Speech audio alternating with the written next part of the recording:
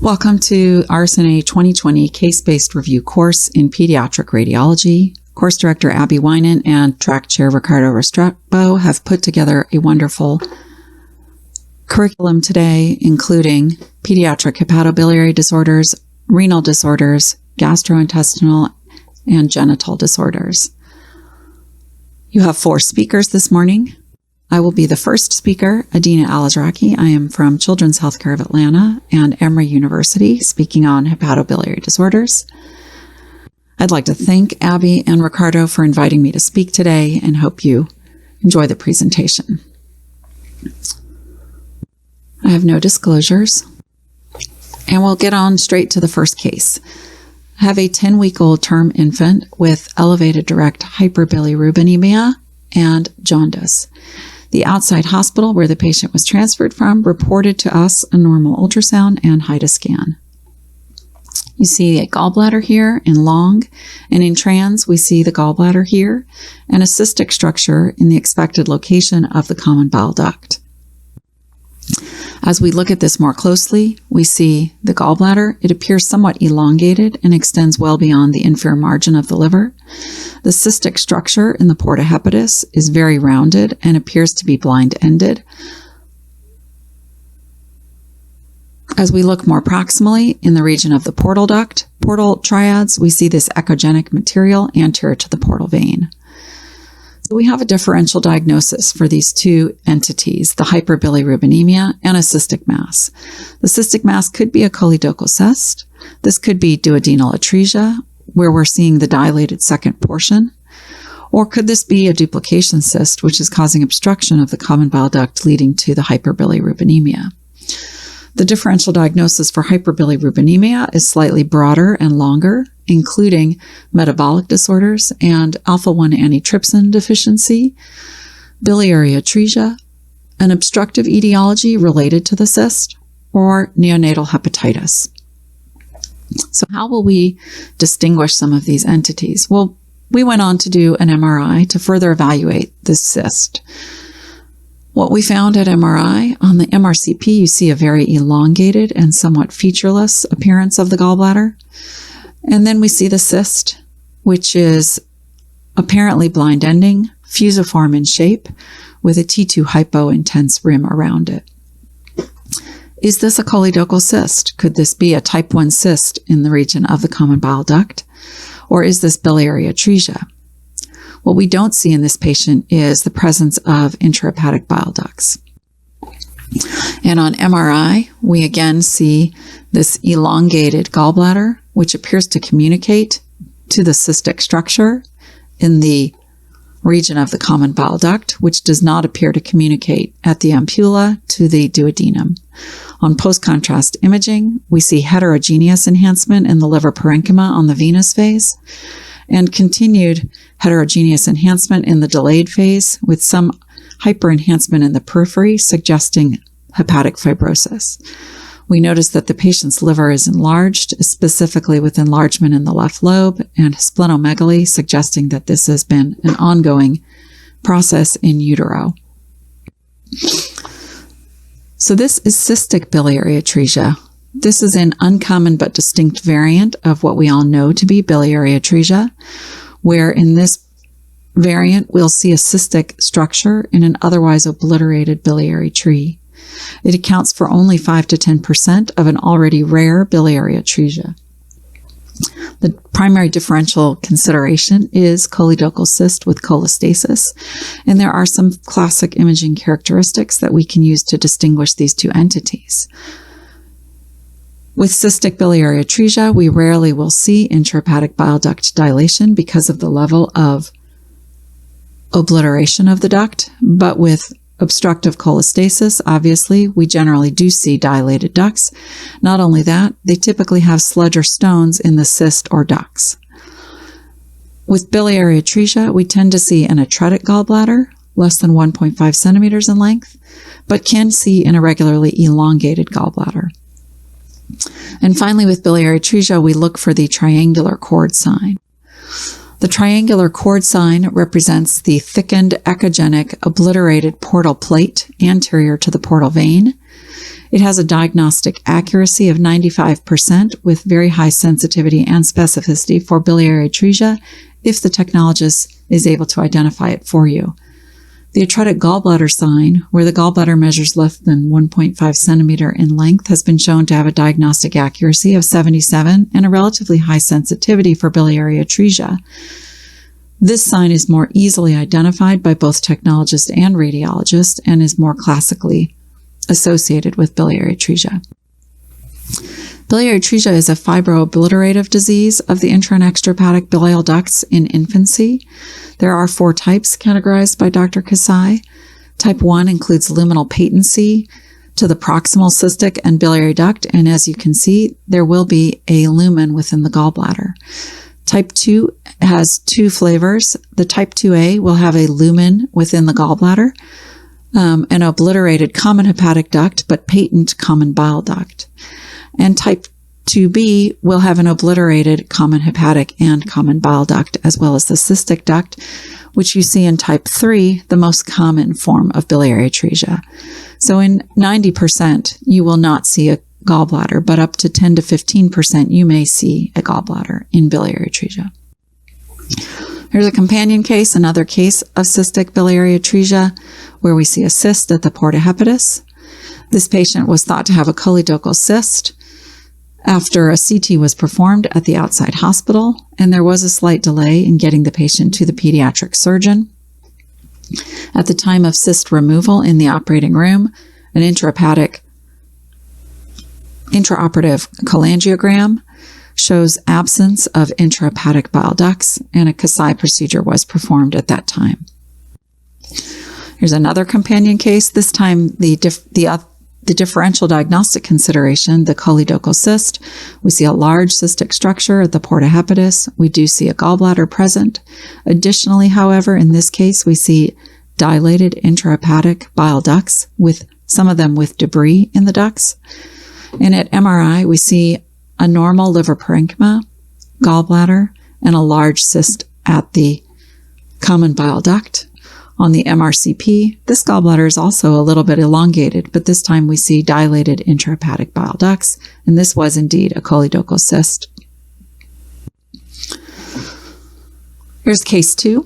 Again, the theme here is neonatal jaundice or hyperbilirubinemia, and here we see a normal gallbladder distended with fluid and a normal common bile duct just anterior to the portal vein and adjacent to the hepatic artery.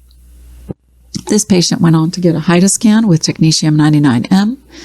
In the initial perfusion images, we see poor uptake by the liver with this very patchy, low-intensity uptake by the liver.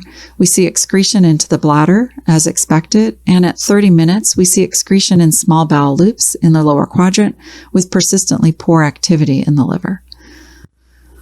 This is neonatal hepatitis, where we have poor functioning hepatic parenchyma, but normally patent excretion and bile ducts.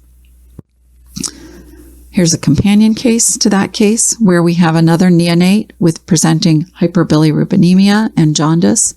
This time we see robust homogeneous uptake in the liver in the first 30 minutes of imaging, but we see no excretion. At 24-hour delayed images, because we did not see excretion at 2 and 4 hours post-administration of radiotracer, we see retention of counts in the liver, and we still see no excretion into bile ducts or small bowel loops. At ultrasound, this patient had a triangular cord sign, where we see this echogenic portal plate, no demonstrable common bile duct, just anterior to the portal vein. And this patient has biliary atresia by definition. Case 3. This is a more challenging case. This patient presented at the age of 5 with autism and no other past medical history. Acutely in the emergency room, presented with abdominal pain, hematemesis, and hematochezia. So here we have hyperbilirubinemia with bleeding.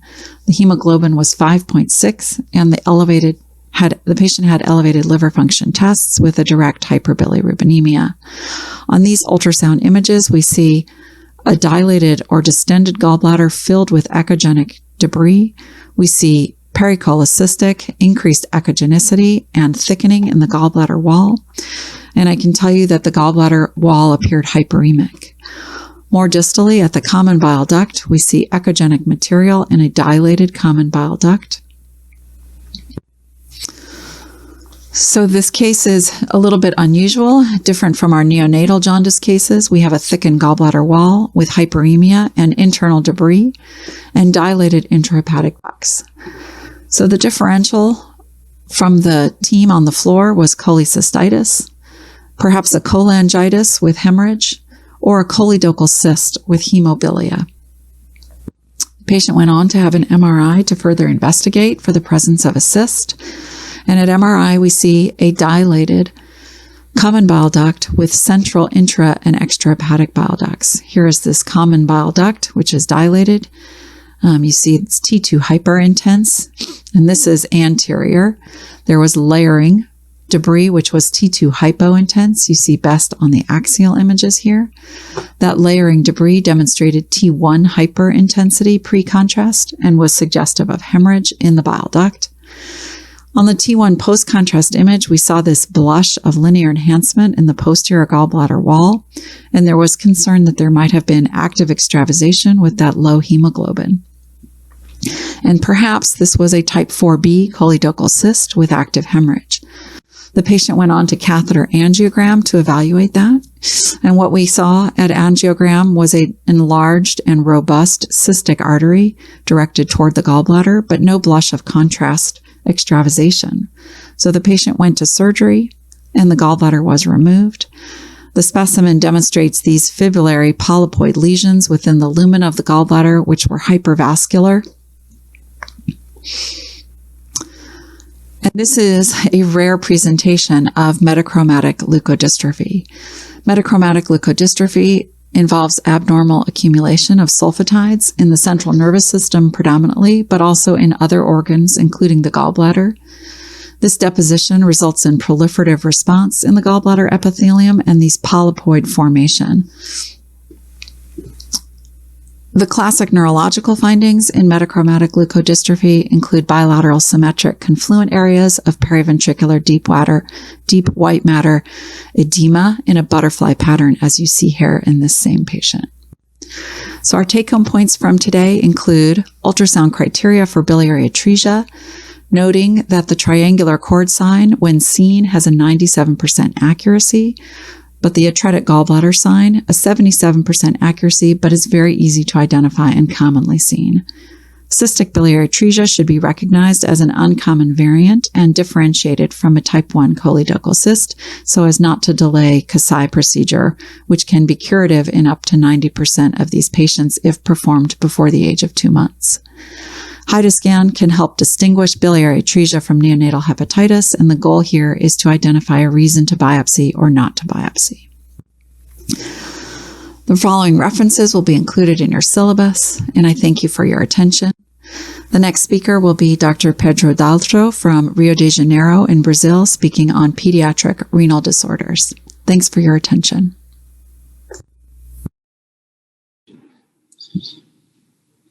Hi everyone, my talk is about pediatric renal disorders.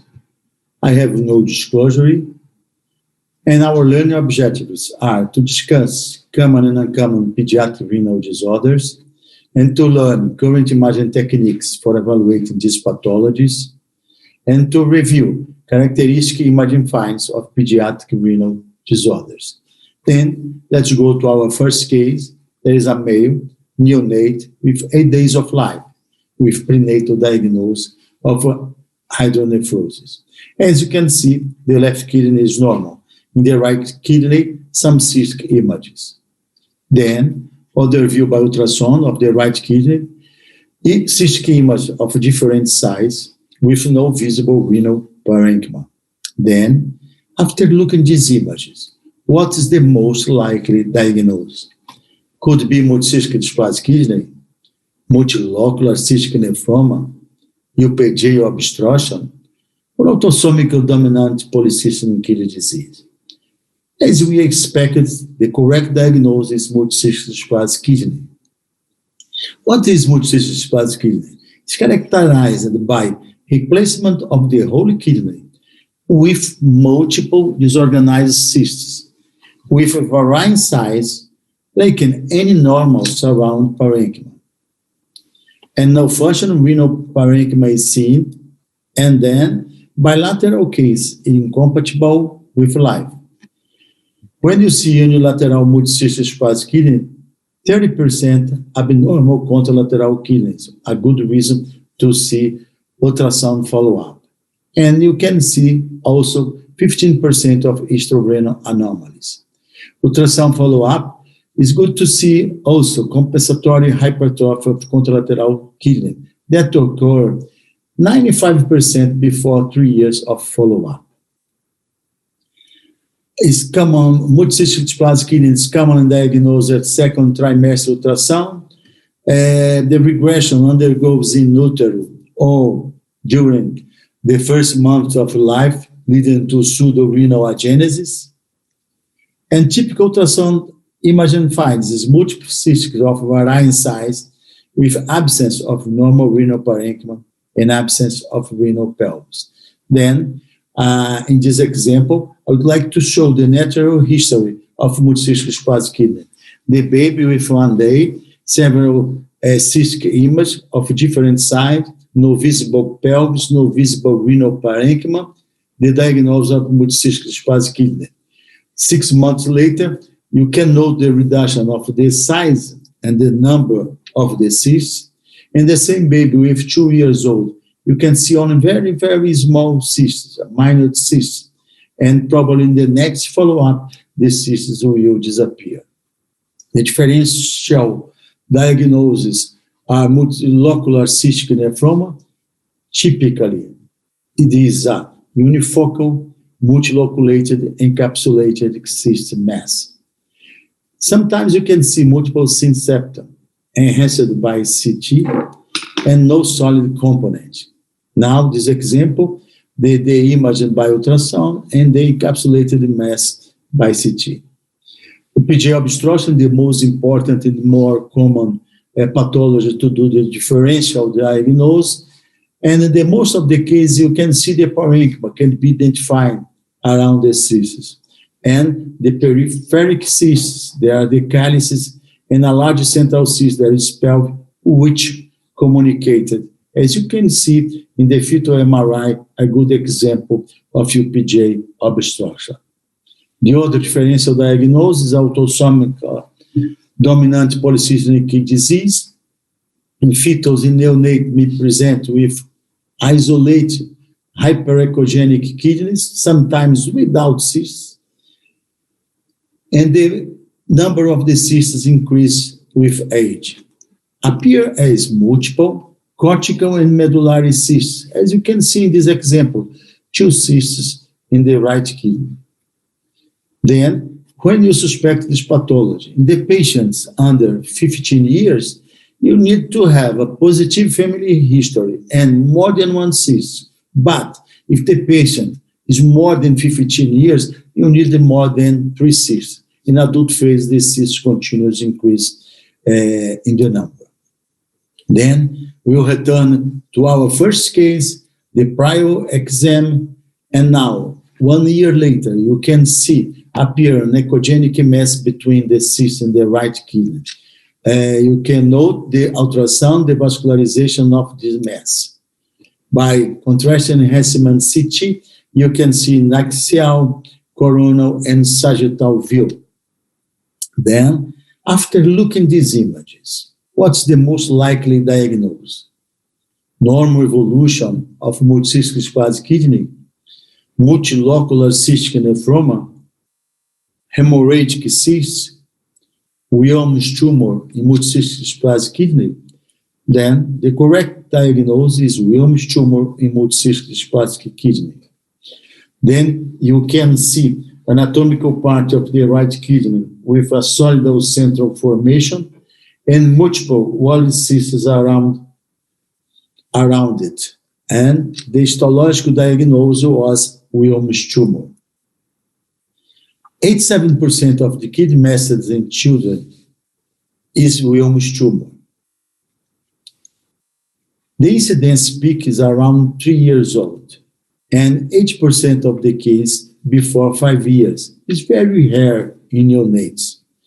Appears a palpable mass in 75 to 95% of cases, and bilateral around 10% of cases. The metastasis on diagnosed 12% of the case. Then you can see now a two big mass in both kidneys in bilateral Wilms tumor.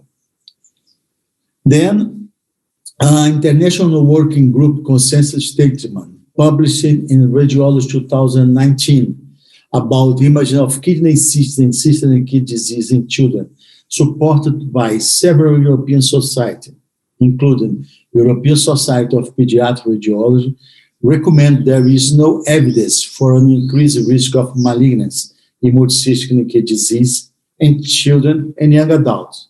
Then they recommended monitoring solely to exclude malignancy is unnecessary. Then, despite case reports of various malignancies, numerous cohort studies with follow-up during childhood have not shown increased risk of malignancy. As these two studies, one study with 500 Wilms tumor during over 26 years, they found only 5 cases in multicystic dysplastic in 7,000 Wilms tumor. In the other review, more than 1,000 children with multicystic dysplastic, no case of Wilms. Then we present one case that multicystic dysplastic and Wilms, and we need to consider the possibility to do follow-up ultrasound in these cases. Then let's go to our second case. Is a male 9 years old with abdominal pain. You can see enlarged kidneys, right and left kidney, enlarged with hyperechogenic parenchyma with loss of cortical medullary dissociation and some cysts in the middle of the kidney and the periphery of kidney. Better demonstrated by linear transduction, left in kidney with several cysts. Then by MRI, you can see enlarged kidneys with several cysts in the periphery in the middle of the kidney, by axial T2 and axial T2. And the enhanced MRI, you see in coronal arterial nephrographic in late phase, you can well demonstrate this pathology. Then, after looking at this imaging, what's the most likely diagnosis? Renal lymphoma, nephroblastomatosis, autosomic recessive polycystic kidney, or renal lymphangiectasia. Then the correct diagnosis is renal lymphangiectasia. You need to think in renal lymphangiectasia when we see peripielic and subcapsular cysts. And renal lymphangiectasia is a rare benign condition that can be found in adults and children and caused by malformation of peripheral lymphatic structures leading to ectasia of renal lymphatic vessel, and may be asymptomatic or present with abdominal pain, distension, or palpable abdominal mass. The patterns of renal lymphangiectasia, you can see peripelvic cysts, perirenal lymphangiectasia, and perinephritic fluid, as in this case. Now I would like to introduce a bonus case, a male with 8 months old with palpable mass, the same enlarged kidneys, both kidneys by ultrasound and by MRI, and T2 and axial T1 and T2 post-gadolinium. You can see the diffuse infiltration of both kidneys with a hyperintense lesion T1 and T2 with low enhancement. After look at the image, we need to think in nephroblastomatosis. There is the persistence of renal blastoma after cessation of nephrogenesis that occur around 34, 36 weeks of gestation. Be found 1% in neonatal kidneys after autopsy, and unilateral Wilms tumor in 30 to 40%, and in bilateral around 100%. Then, if you think in nephroblastoma, remember potential Wilms tumor transformation. Then, our The other two differential diagnoses, renal lymphoma, the prevalence is the same in adult in CT, about 5 and 8% of the cases, and appears multiple bilateral renal masses, and the large mass can cause light contour and deformity of kidneys. In the other differential diagnosis, autosomic recessive polycystic kidney disease can appear diagnosed intrautero during early childhood without cysts, appears enlarged and hyperechoic kidneys with very small elongated cysts, as in fetal MRI or during neonatal phase. Then, in my presentation, I would like to send some take-home message. Multicystic dysplasia kidney is a congenital benign condition of the kidney with spontaneous evolution in most cases. Associated malignancy is extremely rare. And about renal lymphangiectasia, remember that peripelvic and subcapillary renal cysts are fairly specific finding for renal lymphangiectasia. My acknowledgements to my colleagues, and then in my presentation, I'd like to introduce the next speaker, Dr. Doman Plutt, presented about pediatric gastrointestinal disorders. Thank you for your attention. Hello, everyone. Thank you, RSNA, for inviting me to give this presentation on pediatric gastrointestinal disorders. My name is Doman Plutt, and I'm a pediatric radiologist from Clinical Radiology Institute of University Medical Center Ljubljana, Slovenia. I come from a small, beautiful country in the heart of Europe, and you're more than welcome to visit the country once this corona crisis calms down. In this talk, I will present 3 cases of relevant pediatric gastrointestinal disorders, and we will discuss their differential diagnosis. We will review the optimal imaging techniques, learn about important clinical aspects of these conditions and their characteristic imaging features. We will also discuss key imaging findings which can allow differentiation. The first case is a case of a 6-month-old girl with 1-day history of abdominal pain, irritability, and vomiting. Clinically, her abdomen appeared tight and swollen, and it was tender on palpation. This is the abdominal radiograph taken supine. Take note. What is the most likely diagnosis in this case? Is it A, meconium ileus? Is it B, bowel obstruction? Is it C, bowel perforation? Or is it D, constipation? The correct answer is B, bowel obstruction.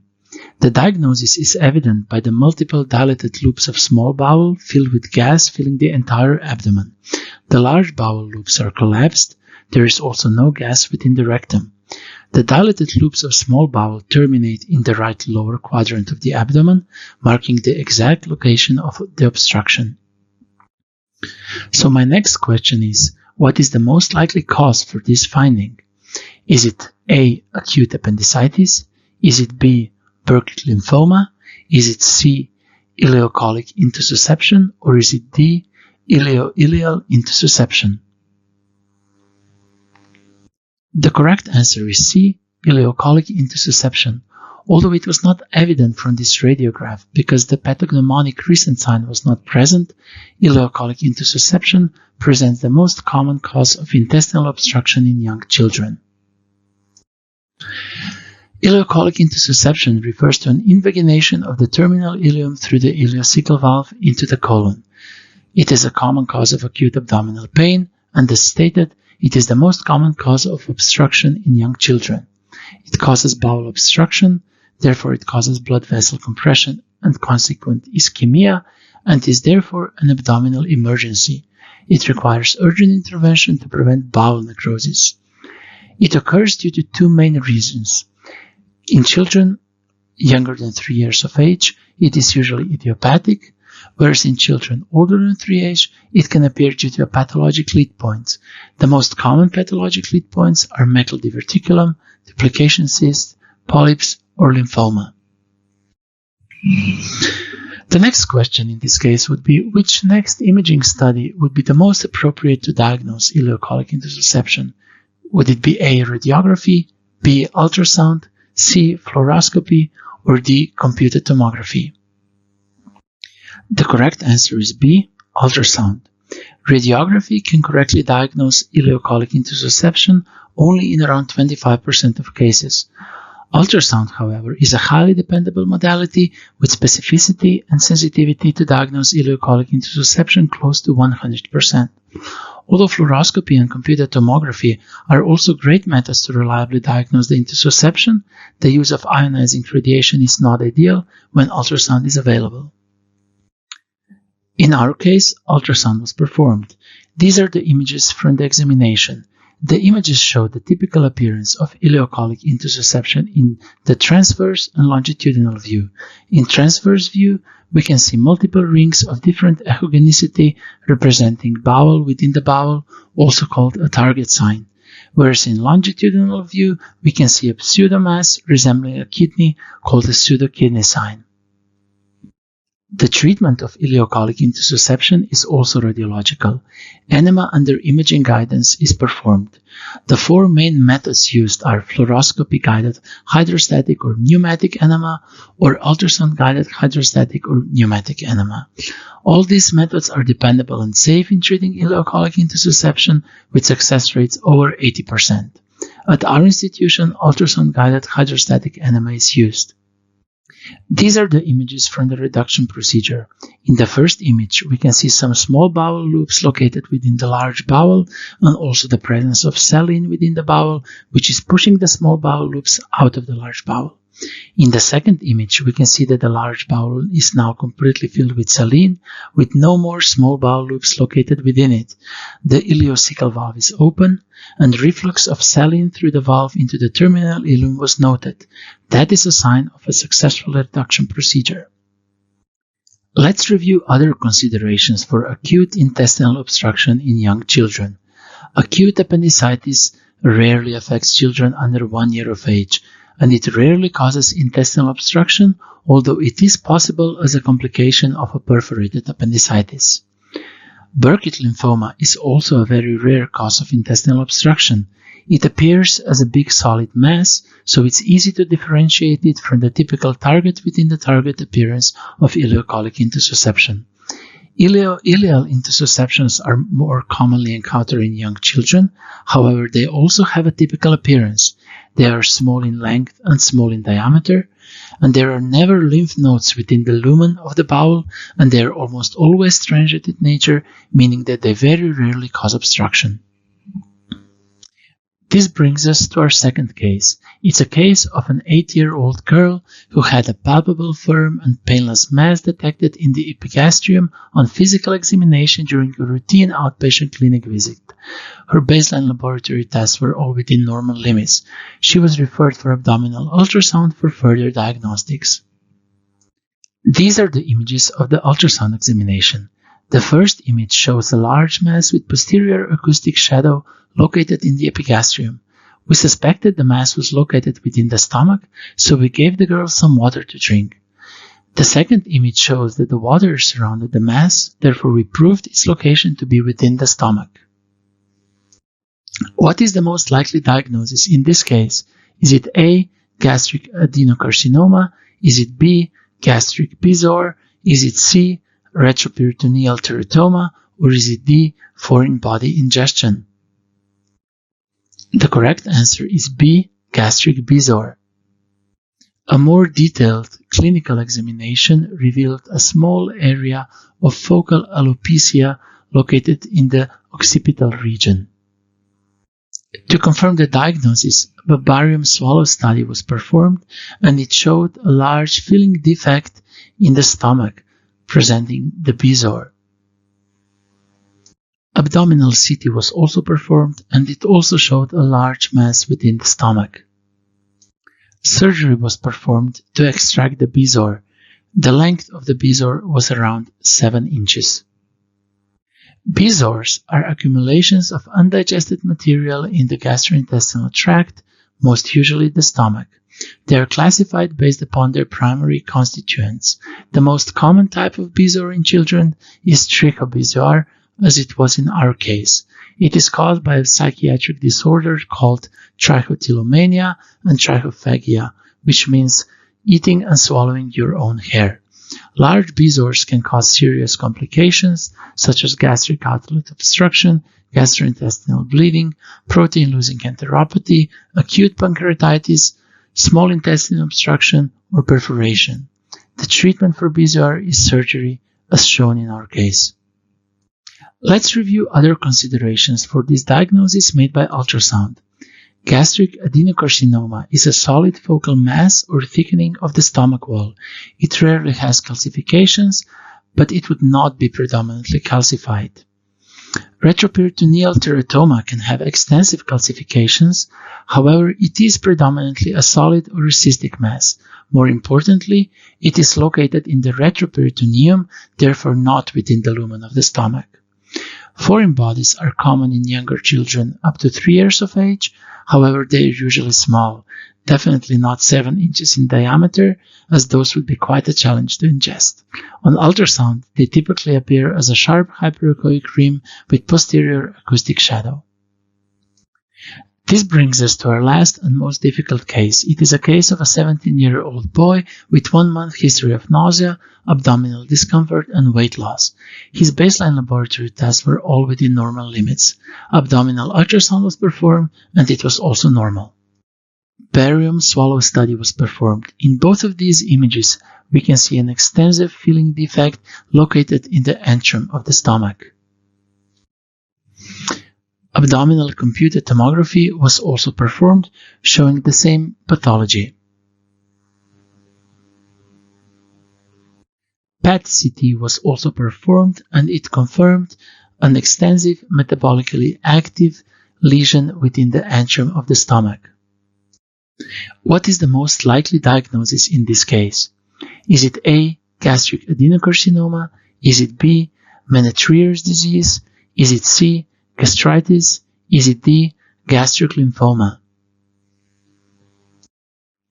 The correct answer is D, gastric lymphoma. Gastric lymphoma is a rare tumor in children, although it is the most common gastric tumor in children. It may either represent a secondary involvement by systemic disease or a primary malignancy confined to the stomach. It represents the most common site of extranodal lymphoma. Barium swallow study may show filling defects or thickened gastric rugae, or they may also often appear normal. On CT, gastric lymphoma typically demonstrates marked thickening of the stomach wall with a large lateral extension of the tumor. Let's review other considerations for this case of stomach wall thickening. Gastric adenocarcinoma is extremely rare in children. It is also represented by a focal thickening of the gastric wall as the gastric lymphoma. However, it is usually more focal, less extensive, but also more infiltrative, and it is more likely to cause gastric outlet obstruction, as shown in case here. Gastritis is represented by concentric gastric wall edema, although sometimes gastritis and tumors cannot be easily differentiated on CT. Menetrier's disease is a form of idiopathic hypertrophic gastritis. The characteristic of this disease is gastric mucosal hypertrophy, which may cause the rugae to be so enlarged to resemble convolutions of the brain. Due to shorter online presentations this year, not all types of gastrointestinal conditions that affect children could have been presented, but remember that a wide spectrum of disorders can affect children. There can be organ torsions, invaginations, congenital anomalies, neoplasms, inflammations, or infections. It is important to be familiar with the characteristic imaging appearances. And never forget, always consider patient age and clinical information when you evaluate imaging findings. With that, my presentation is complete, and I want to thank you for your attention. I would like to introduce Dr. Schooler to talk to you about pediatric genital disorders.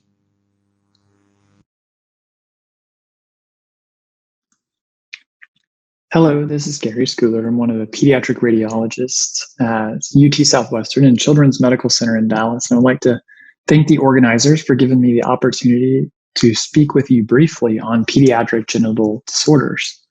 No relevant disclosures. Obviously, this is a very broad topic, which is worthy of hours worth of case review and lectures. but I only have a few minutes with you, so I want to focus on a few entities that I think are generally unique or more frequently seen in children. I want to point out that I have placed a few QR codes throughout the PowerPoint, and these link to articles which I think are useful review of the pathologies that we're going to discuss. So starting out with case 1, a 14-year-old female with abdominal pain.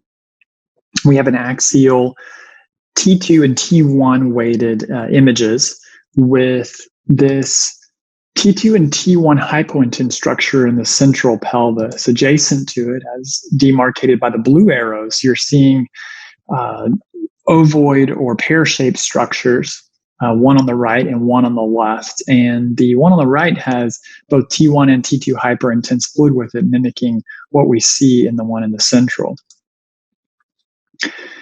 On sagittal T2 weighted imaging, you're seeing that this structure is in the expected location of the uterus and the upper vaginal canal. And in fact, that's what this represents, a really significantly dilated upper vaginal canal, as demarcated by this arrow, and a really sort of decompressed lower vaginal canal here with the right uterine horn up here and mildly dilated with fluid within it. What does this represent? It represents a uterus didelphys with a transverse vaginal septum, which is obstructing and resulting in collection of fluid, and in our case, proteinaceous or hemorrhagic debris within. But that wasn't all we found in this case, because when we looked at the large field of view images, we noticed that there was no right kidney. And in fact, this case represents the obstructed hemivagina and ipsilateral renal agenesis, or ovira. So briefly talking about uterine anomalies, the Mullerian ducts are precursors to the fallopian tubes, the uterus, the cervix, and the upper 2/3 of the vaginal canal. And the anomalies form when there's either hypoplasia, aplasia of a Mullerian duct, or a failure of appropriate fusion of the Mullerian ducts. Generally seen in 5 to 6% of the regular population.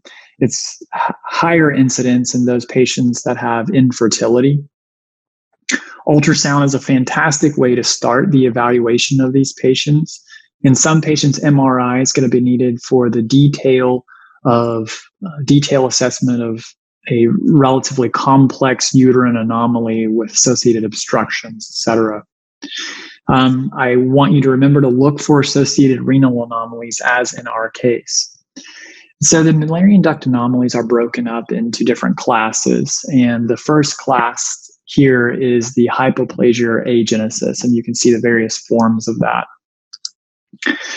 When the uterine horns don't fuse and one of them is hypoplastic or aplastic, then you end up with a unicornuate uterus, and you can see the variations of that here.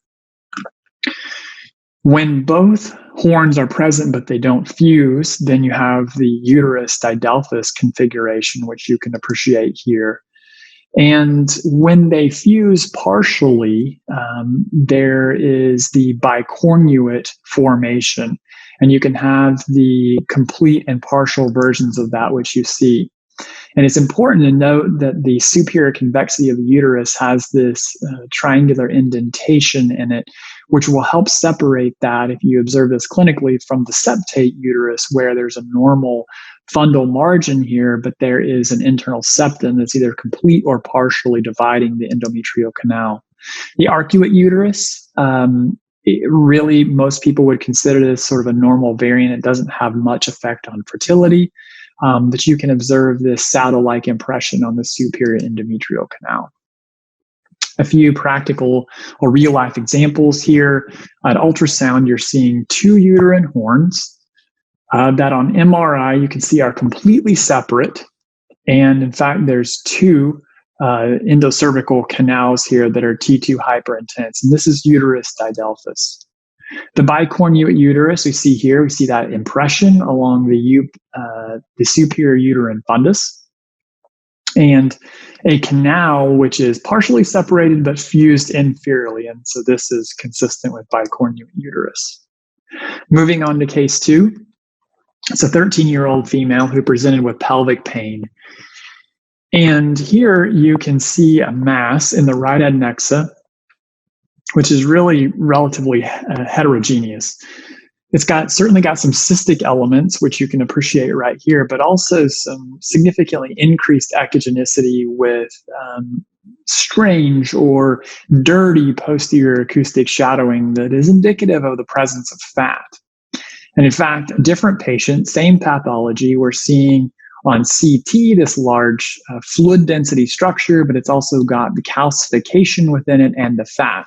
And so identifying the calcification and the fat really is the key to diagnosing this abnormality, which is the mature cystic teratoma. So taking a step back and talking briefly about pediatric ovarian tumors, they comprise 1% to 2% of all childhood malignancies. And the incidence in the first decade is about 0.1 per 100,000. As you move into the second decade, note that the incidence increases by an order of magnitude. Abdominal pain and palpable mass are the most common presenting ways that these present in the pediatric population. Frequently, these patients start the imaging workup with an ultrasound, which generally is fantastic, will help to identify where the abnormality is. CT and MR are frequently necessary when you cannot completely visualize it or it's a very large mass and you need to see the extent of disease. Here is a table which I've created, which is certainly not all-encompassing, but does show the relative incidence of pediatric ovarian tumors by category. And at the top here, you're going to note that the germ cell tumors make up the largest tumor type. And that's followed by the epithelial stromal tumors and sex cord stromal tumors, which are really relatively close in their incidence. I don't have time to go over all these details here, but I do want you to know that the mature cystic teratoma is the most common benign germ cell tumor, and the dysgerminoma is the most common malignant ovarian tumor. So a couple of examples. This is an axial and sagittal T2 weighted images without fat suppression. And you see this single septated, otherwise simple appearing cystic structure arising from the left ovary. This was a serous cystadenoma pathology. On CT, similar appearance here of a very large mass, which looks like it's arising from the right adnexa, has at least one internal septation in it, and appears otherwise very similar to this, although pathologically this turned out to be a mucinous cystadenoma. Here, the most common malignant ovarian neoplasm, as we previously discussed, this is a dysgerminoma, clearly different from the other tumors we saw, the very large component here, which is solid, with some peritoneal implants that you can see right here. So again, a dysgerminoma. Case 3. A 3-year-old female with voiding difficulty. 3 ultrasound images here. The top 2 showing you normal ovaries, and the bottom image showing you a relatively hypo or isoechoic mass just posterior to the bladder. This patient went on to have MRI for further evaluation, and here you see this heterogeneously T2 hyperintense mass in the expected location of the uterus. And you can appreciate the small or prepubertal uterine fundus here along the superior margin of this. This mass is hyperintense on diffusion-weighted imaging and enhances relatively avidly on post-gadolinium fat-suppressed images. And I think that you can appreciate here that this mass is residing at least partially within the upper vaginal canal. This is a uterine rhabdomyosarcoma. Rhabdomyosarcoma in general is the most common soft tissue sarcoma in children. It can originate in a few different places within the pediatric pelvis. In females, the vaginal canal, the uterus, and the vulva are all possibilities. When you see a cervicouterine rhabdomyosarcoma, you should really think about a correlation with Dicer1 mutation. In males, we see rhabdomyosarcoma in the paratesticular space and the prostate. In both sexes, you can see rhabdomyosarcoma within the bladder. Ultrasound's a great first imaging step, but frequently you're going to need to pursue MRI or CT to evaluate the local extent and for metastatic disease. Here's a 3-year-old with paratesticular rhabdomyosarcoma, and you see this solid mass along the superior margin of the left testicle. Again, very typical appearance. Last case, case 4, is a 6-month-old male with an inguinal nodule. And at ultrasound, along the superior margin of the left testicle, you see this ovoid hypoechoic structure. It's got relatively well demarcated borders, and this is an encysted hydrocele. What are hydroceles? They represent fluid that's between the visceral and parietal layers of the tunica vaginalis. Most of them are congenital in younger children. And the processus vaginalis is an important structure here because its incomplete obliteration is what results in the various appearances. This is the patent processus vaginalis here in this diagram. Here are 3 forms of hydroceles that we identify based on various incomplete resorption of the processus vaginalis. And here you see the typical simple hydrocele. Here's a funicular hydrocele with a projection extending down into the superior scrotum, but not characteristically enveloping the testicle. And here is the encysted form of that. So on some characteristic cases, here's what we all know as a simple hydrocele: fluid surrounding the testicle. This we see frequently each day of our practice. This is a little less common, the funicular hydrocele, and here you can see that the inguinal canalar processus vaginalis is open as there's gas-filled bowel in the superior margin, but the lower margin is well demarcated. And here is an abdominoscrotal or patent processus vaginalis. And we observed this when we injected fluid into a peritoneal dialysis catheter that then tracked down into the left inguinal canal. So it's been a relatively whirlwind tour, and I'd like to thank you all for your attention.